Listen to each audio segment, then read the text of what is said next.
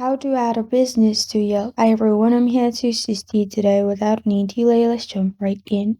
First, open Yelp on your device. Here, click on Yelp for Business at the top and click on Start a Business. Then, add your business name. After you've added your business name, it will lead you to this page. Here, add your business email and press on Continue.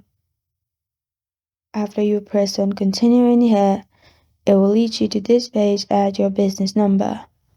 Then press on continue and it will lead you to directions, add your directions, and you will need to submit a file for your business of specific what they ask for.